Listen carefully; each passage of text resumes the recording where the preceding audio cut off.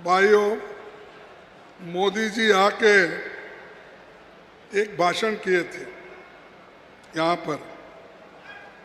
उन्होंने क्या कहा था कि भाई यहाँ पर लाल डायरी मिली है और लाल डायरी मिली है, उसमें क्या क्या घोटाला है मैं बताऊंगा। उन्होंने कहा साहब, वो लाल डायरी में क्या लिखा है आपको मालूम? लाल डायरी में लिखा है कि आने वाले चुनाव में कांग्रेस पार्टी राजस्थान में अपनी सरकार बनाएगी। उस डायरी में लिखा है फिर से कांग्रेस आएगी। तो अगर चाहते हैं तो वो लेके जाओ, देखो और एक बार। अरे जो काम हम कर रहे हैं उस काम को देखिए। तुम्हारी लाल डायरी है, पीली डायरी है, काली डायरी है, वो लेके क्या करते हैं? हमने जो काम किया उधर देखो, लेकिन उसकी टीका तो आप नहीं कर सकते। और लोगों से ये कहा आपने कि देखिए ये सरकार जो काम कर रही है और हमारे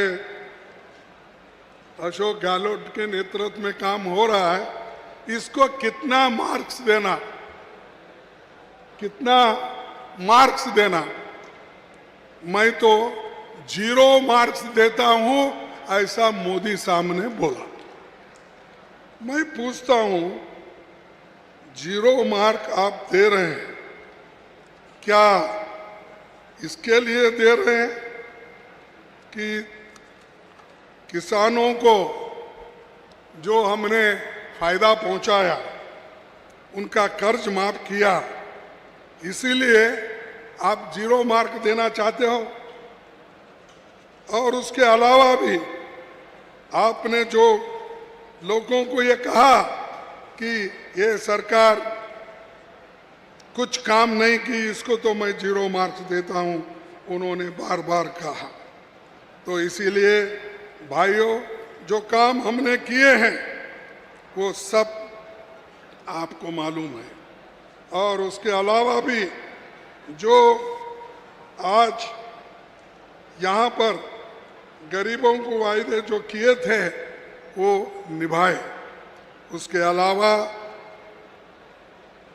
मैं यही पूछूंगा कि जब कोई मदद नहीं करता सेंट्रल गवर्नमेंट से हमारे को, तो इसके उनको हमारे लिए बोलने का कोई भी हक नहीं है। और एक बात मैं कहूँगा कि जो लोग गरीबों को देखते नहीं, आज गरीब और अमीर में इतनी खाई है, हम उसको सभी लोग अब देख रहे हैं। अमीर अमीर बनते जा रहा है, गरीब गरीब बनते जा रहा है, और इस देश में 98 लोग देश की संपत्ति लूट रहे हैं। वो सब मोदी साहब के दोस्त थे। 58%, और गरीब सिर्फ 2-3% में जी रहा है। और उद्योगपति के कर्ज माफ होते हैं 13 लाख 14 लाख। गरीबों का, किसानों का अगर कर्ज माफ करो अगर कहेंगे तो उनको लाठी गोली चलाते हैं। और आपको मालूम है दिल्ली के बॉर्डर पे हजारों किसान बैठे हुए थे, उसमें से 750 लोग मर गए, लेकिन मोदी साहब कुछ नहीं किए। उसने बात तो बहुत करते हैं और काम कुछ नहीं करते। अब महिला आरक्षण, आपको मालूम है, एक तो राहुल जी ने भी ये सवाल उठाया है, हम भी उठाए हैं, हमारी पार्टी भी उठाई है कि खास करके बैकवर्ड क्लास के लोगों की जनगणना होनी चाहिए और गरीबों को उनका हिस्सा मिलना चाहिए। हम किसी को नुकसान नहीं करना चाहते या किसी कौम को अलग रखना नहीं चाहते। हम एकजुट होकर चलना चाहते हैं, लेकिन उसके हिस्से का क्या है वो दे दो। जैसा SC ST को भी मिला, वैसा जनगणना के आधार पर अगर आप काम करेंगे तो बैकवर्ड क्लासेस के लोगों को उनका हक मिलेगा। उनको सब मालूम होगा कितने बच्चे उनमें पड़े हैं, कितने लोगों के पास जमीन है, कितने लोगों के पास पैसा है, कितने लोग इनकम टैक्स देते हैं, कितने लोग व्यापार करते हैं, कितने लोग ग्रेजुएट है, कितने लोग अफसर है, कितने लोग सेक्रेटरीज है। इसका हिसाब मिलता है।